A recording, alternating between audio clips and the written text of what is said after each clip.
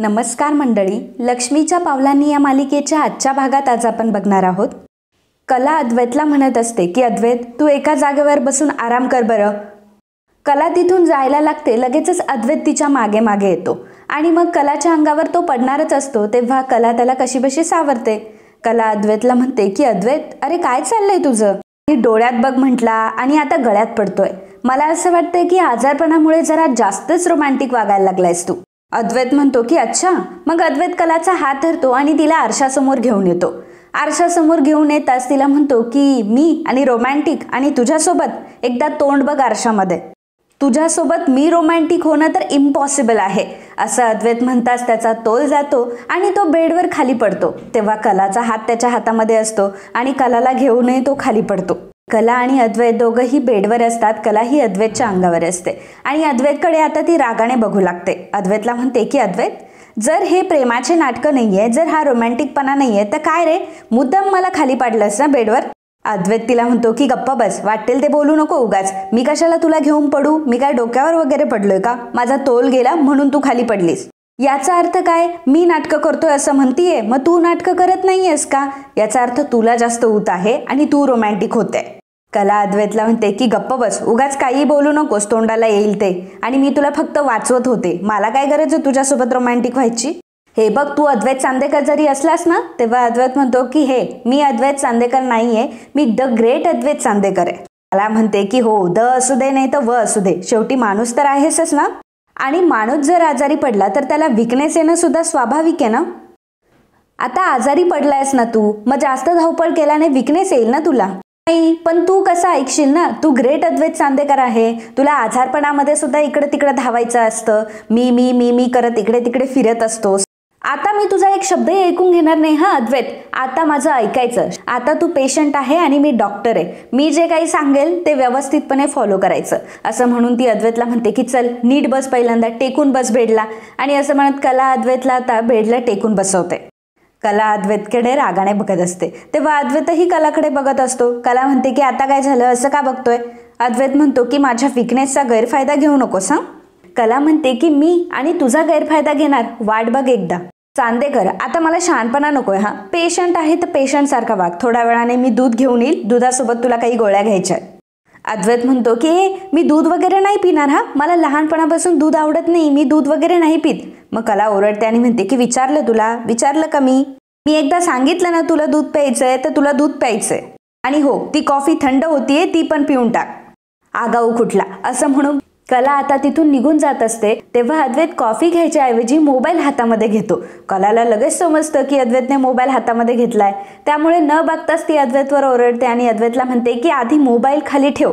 अद्वैत हा कलाच्या आता टेररला बरंच घाबरलेला असतो आणि कलाचा आवाज ऐकूनच तो पटकन मोबाईल खाली ठेवून देतो. मग कला आता आगाऊ म्हणतच बाहेर येते, तर अद्वैतही मागणं तिला अति आगाऊ म्हणत असतो. मित्रांनो, मला माहिती आहे तुम्ही अजूनही आपल्या व्हिडिओला लाईक केलेलं नाहीये. माझी तुम्हाला विनंती आहे की प्लीज व्हिडिओला लाईक करा. तुमचा एक लाईक हा आमच्यासाठी खरंच खूप महत्त्वाचा आहे आणि तुमचा एक लाईकच हा व्हिडिओ आणखी 10 लोकांपर्यंत पोहोचू शकतो. धन्यवाद. किचनमध्ये येते तेव्हा संगीता म्हणते की काय ग कले, काय झालं? तेव्हा कला म्हणते की काही नाही ग आई, हा चांदेकर म्हणजे ना एक नंबर अशक्य. संगीता म्हणते की कले, झालं तुझं सुरुवात.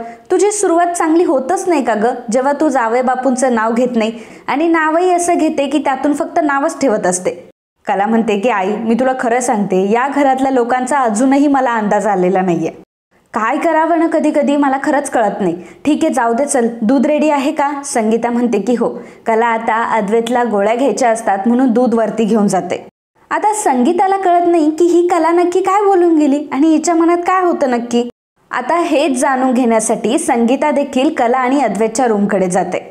कला आता दूध घेऊन रूममध्ये आलेली असते. कला जेव्हा रूममध्ये येते तेव्हा अद्वैत अगदी लहान मुलासारखा हाताची घडी घालून बसलेला असतो आणि कलाकडे तो बघत असतो.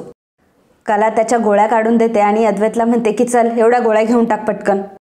अद्वैत म्हणतो की हे बघ, मी तुला सांगून ठेवतोय, हे दूध वगैरे मी पिणार नाही हा. अजिबात मी हे दूध वगैरे पिणार नाही. कला म्हणते की का नाही पिणार आहेस तू दूध? अरे तुला किती अशक्तपणा आहे. तेव्हा अद्वैत म्हणतो की काय सारखा अशक्तपणा लावलाय? सांगितलं ना तुला मी बरा आहे म्हणून, मी काही पेशंट वगैरे नाहीये आता. आणि हे बघ, मी तुला शेवटचं सांगतोय की मला काहीच झालेलं नाहीये. कला म्हणते की अरे वा, काहीच झालं नाहीये म्हणजे आपण हॉस्पिटलमध्ये काय करत होतो मग? आत्ता हॉस्पिटलमधनं आलोय आपण, आणि परवा तर तुझी अवस्था अगदी बघण्यासारखी होती. चांदेकर, हे बघ, मी तुला शेवटचं सांगते, मी पुन्हा तुला त्या अवस्थेमध्ये बघू शकत नाही, त्यामुळे पटकन तू ह्या गोळ्या घेऊन टाक. संगीता त्या दोघांचं हे संभाषण ऐकत असते.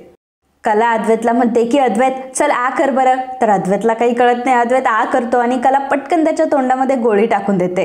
आणि अद्वैत जेव्हा गोळी खातो तेव्हा तो म्हणत असतो, खरे तू मला नेहमी असंच करते, मला गंडवते तू, आणि तू मला गंडवून गोळी का टाकली माझ्या तोंडात? हे बघ, खरे मी तुला शेवटचं सांगतो हा, तू मला असं गंडवू शकत नाही आणि माझ्याशी असं धोका करू शकत नाही. मला गोळ्या अजिबात आवडत नाही. मला म्हणते की हो का, गोळ्या कोणालाच आवडत नसतात चांदेकर, परंतु बरं व्हायचं असेल ना तर आपल्याला गोळ्या घ्याव्या लागतात. चल बरं, आता दूध घे आणि पटकन ह्या गोळ्या खाऊन टाक बरं. कला ही अद्वैतला म्हणते की अद्वैत, मी आता फक्त 3 पर्यंत मोजेल आणि 3 म्हणायच्या आत तू ह्या गोळ्या संपवल्या पाहिजे. अद्वैत म्हणतो की तू काय आई आहेस का ग माझी? एवढं काय मला डॉमिनेट करते? एवढं काय मला शिकवते लहान लहान गोष्टी? कला अद्वैतचं काही न ऐकता 1-2 म्हणायला सुरुवातही करते. अद्वैत म्हणतो की हे बघ, तू तुझ्या बाउंड्रीमध्ये जा, उगाच इथे येऊन शहाणपणा करू नकोस, माझ्या हद्दीत उभी आहेस तू. कला अद्वैतला म्हणते की अद्वैत, तू माझं ऐकणारच नाहीये का? कला शेवटचं अद्वैतला विचारते की तू नक्की माझं ऐकणार नाहीयेस का? अद्वैत म्हणतो की नाही, मी तुझं काहीच ऐकणार नाहीये. मग कला आता कलागिरी करत असते. कलागिरी करत आता कमरेला पदर खोचते, अद्वैतच्या अंगावर पाय ठेवून त्याचं नाक दाबून आणि मग गोळ्या अद्वैतला देत असते. अद्वैत म्हणतो की काय करतेस तू, काय चाललंय तुझं? आता संगीता हे सगळं बाहेरनं बघत असते आणि हसत असते. अद्वैत कलाला म्हणत असतो की काय चाललंय तुझं, माझं नाक का दाबते? तेव्हा कला म्हणते की आवाज खाली, अंगात तुझ्या दम नाही आणि मला दम कसला देतोस रे? अद्वैत म्हणतो की गप्प बस, उगाच काही पण जोक करू नकोस आणि मला सांग की तू हे सगळं का करतीयस? तेव्हा कला म्हणते की अरे का नको करू, तुला मी एवढं सांगते दूध पी म्हणून, तरी तू प्यायला तयार नाहीये. गोळ्या खायच्या आहे काय, मजाक चाललाय का? अद्वैत काही ऐकतच नसतो. मग कला आता पुन्हा तिचा अवतार घेते आणि मग बोट दाखवत ती अद्वैतला म्हणत असते की चांदेकर, आता जर मी ठरवलं ना तर नाक दाबून अख्खा ग्लास तुझ्या घशात मी रिकामा करू शकते. हा, आता संगीता हा सगळा प्रकार बघत असते. संगीता तर डोक्यालाच हात लावते की ही कला काय करते, खरंच आगाऊ पोरगी आहे, माझ्या जावई बापूंवर कितीही दादागिरी करते. कला अद्वैतला धमकी देत असते की बघ, मी तुझं नाक दाबू का? तुला माहितीये का, लहानपणी नैनाताई पण असे औषधं घ्यायला नाटकं करायची, औषधं नाही घ्यायची. मग आई सुद्धा तेच करायची. मग आई सुद्धा तिचे हातपाय धरायची आणि मग तिचं नाक दाबून घशामध्ये औषध ओतायची. तुला बघायचंय का कसं करायची आई, सांग मला, बघायचंय का? असं म्हणताच अद्वैत अगदी शांतपणे तिला म्हणतो की नाही, मला नाही बघायचंय.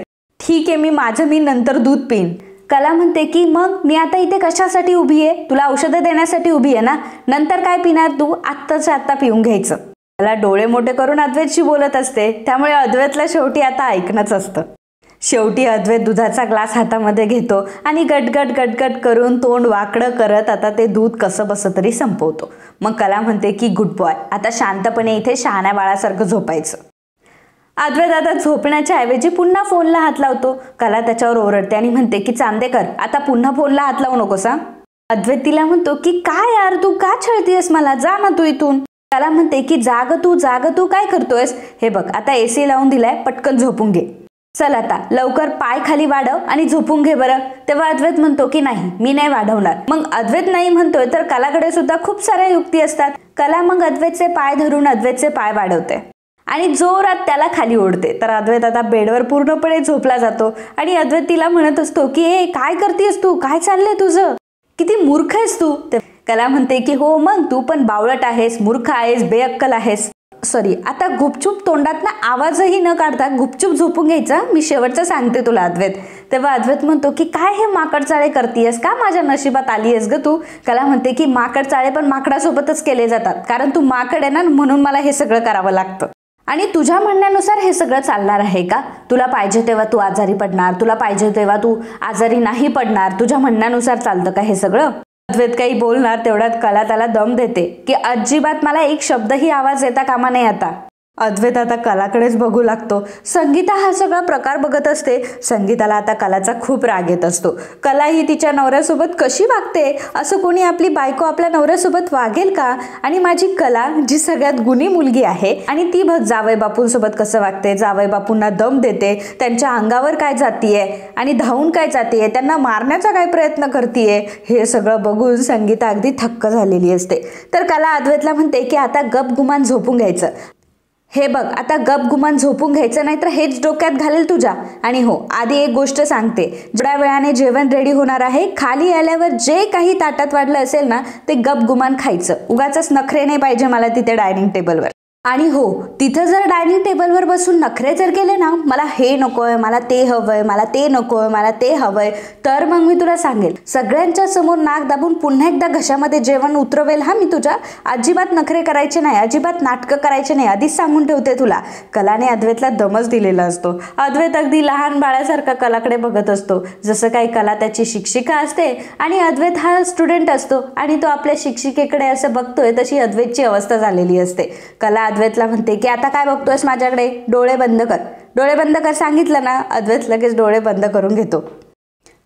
मग कला आता तिथून निघून येते. संगीता ही बाहेरच दरवाजाच्या उभी असते. संगीता लगेचच कलाला बाजूला ओढते आणि कलाला म्हणते की कले, अगं हा काय प्रकार आहे सगळा, असं बोलतं का कोणी आजारी माणसासोबत? तेव्हा कला म्हणते की आजारी माणूस आणि चांदेकर, आई मी त्याला चांगला आणि पुरतं ओळखून आहे बरं का. मला माहिती आहे त्याच्या सवयी, तो कधी काय करतो, त्याला काय हवं असतं, काय नको असतं, सगळं काही मला माहिती आहे. आणि मी चांदेकरला खूप व्यवस्थित ओळखते.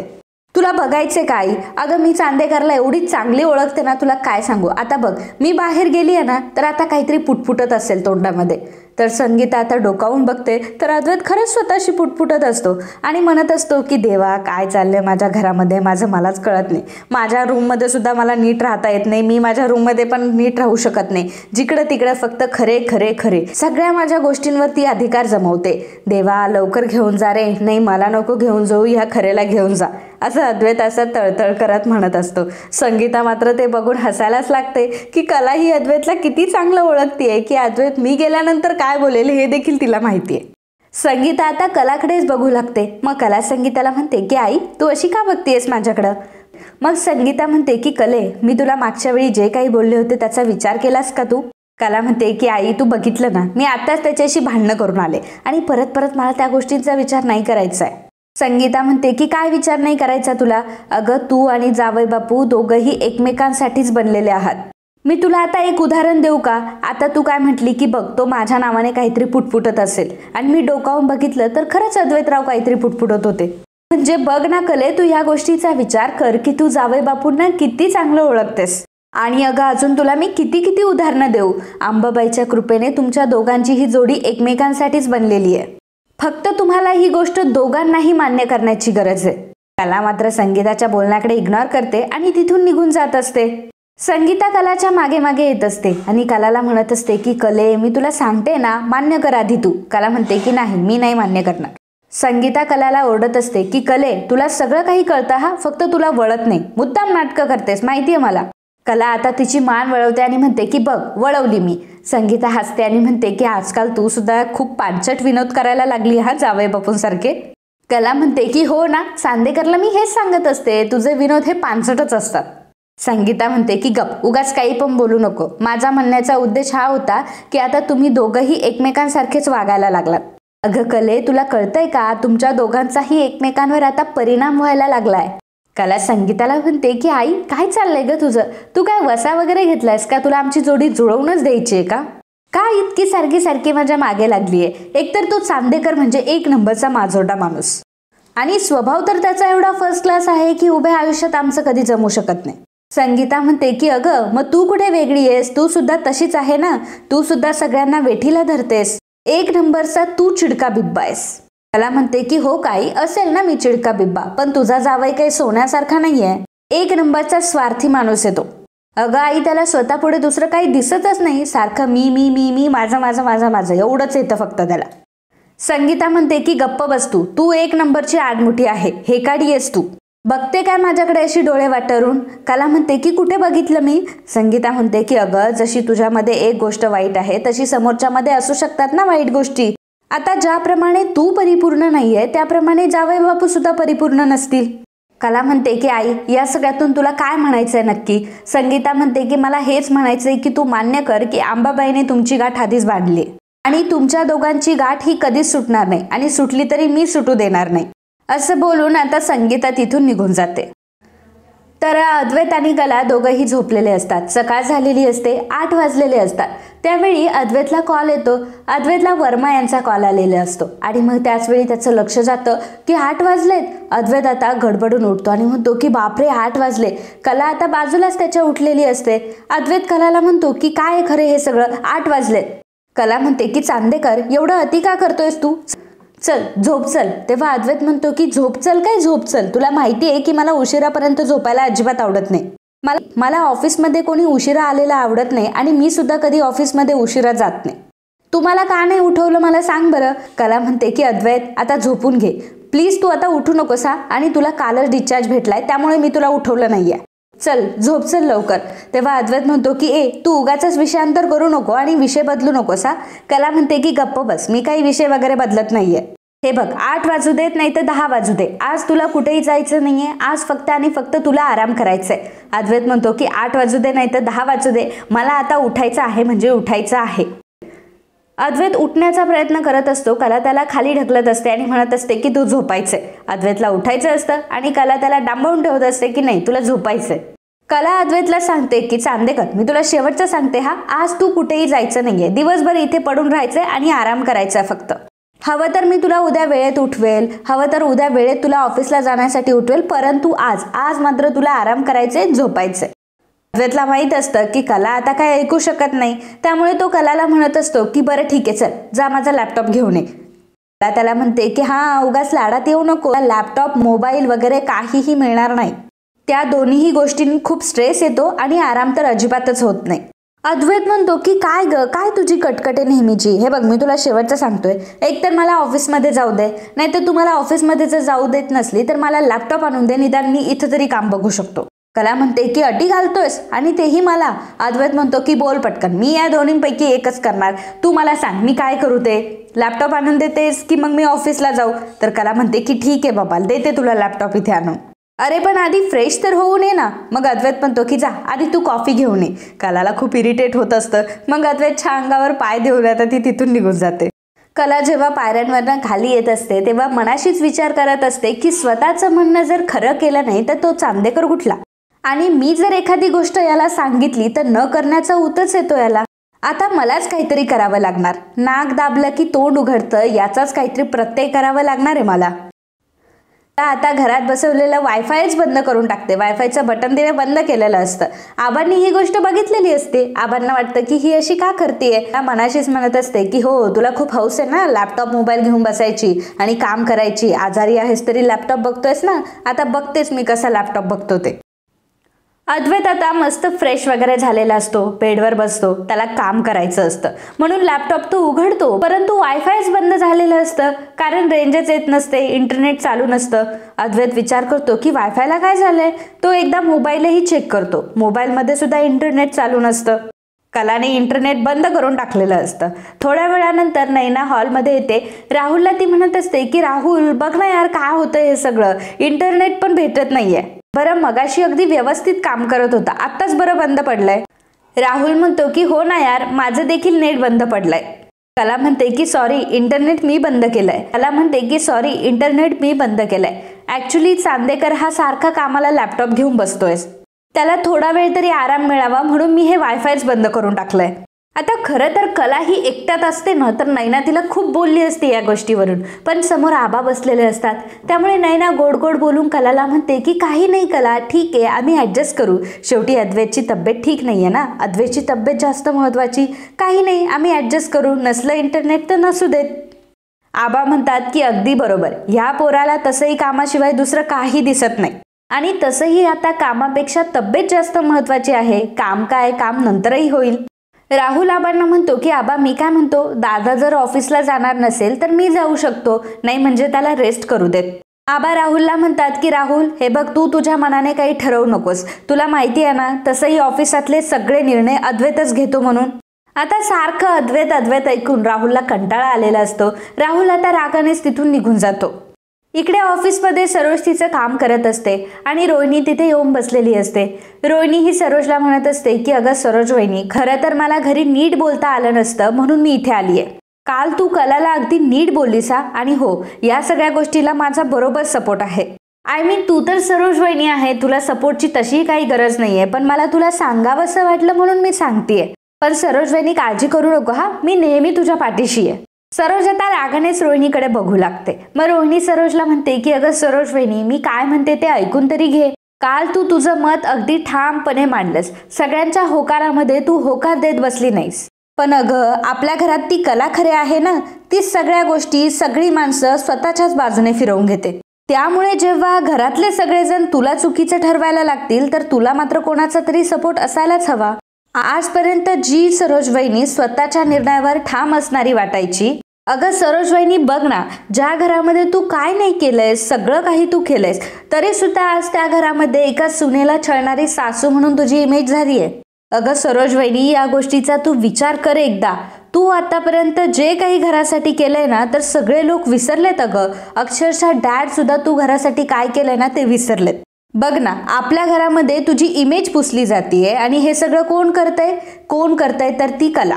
अगं म्हणून सरोज वहिनी, मी तुला सांगतेय, तुला जे करायचं असेल ते कर. तू अजिबात घाबरू नकोस, मी आहे ना तुझ्यासोबत. तर इकडे अद्वैत रूममध्ये असतो, त्याचं काम करत बसलेला असतो. इंटरनेट तसंही त्याला काही भेटत नसतं. आधीच त्याची चिडचिड होत असते आणि कलाने अजून त्याची कॉफी आणून दिलेली नसते. त्यामुळे मोठमोठ्याने खरे खरे माझी कॉफी कुठे आहे असं तो ओरडत असतो. तेव्हा कला खालून आवाज येते की हो येते मी तुझी कॉफी घेऊन. तेवढ्यात आबा किचनकडे येतात आणि कलाला म्हणतात की काय ग, काय झालं आणि काय झालंय त्याला, एवढी का चिडचिड करतोय तो. तेव्हा कला म्हणते की नाही आजोबा, तो बरा आहे, सकाळपासून अशी चिडचिड करतोय तो. आबा तुम्ही अजिबात टेन्शन घेऊ नका, मी बघते त्याच्याकडे.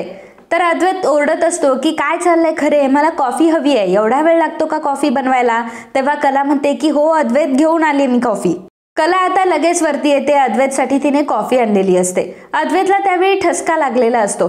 तर कला त्याला म्हणत असते की काय इतका आरडाओरडा करतोय, अगदी खालीपर्यंत तुझा आवाज येतोय, काय चाललंय तुझं. आणि तुझी कॉफीच तर बनवत होते ना मी. अक्षरशः आजोबांनी सुद्धा मला विचारलं की का हा एवढा तुला आवाज देतोय, का करत असतोस रे चांदेकर तू असं, का ओरडत होतास मला सांग. तेव्हा अद्वैत म्हणतो की तुला काय एवढा टाइम लागतो का कॉफी बनवायला. तुला सगळ्या गोष्टी माहिती आहेत ना, तुला माहिती आहे ना मी किती वाजता ऑफिसला जातो, मला किती वाजता कॉफी लागते, मला सगळ्या गोष्टी कोणत्या वेळामध्ये हव्या असतात, तुला सगळं काही माहिती आहे. तरी सुद्धा माझ्या कॉफीची वेळ का चुकवलीस तू. मला सगळं वेळेत आणि परफेक्ट लागतं, समजलं तुला. कला म्हणते की चांदेकर आता घेऊन आली आहे ना मी कॉफी. एवढ्याच अद्वैतच्या हातातून उशी खाली पडते आणि तो म्हणतो की गप्प बस, मला सगळ्या गोष्टी माझ्या उचलता येतात, मी सेल्फ इंडिपेंडंट आहे.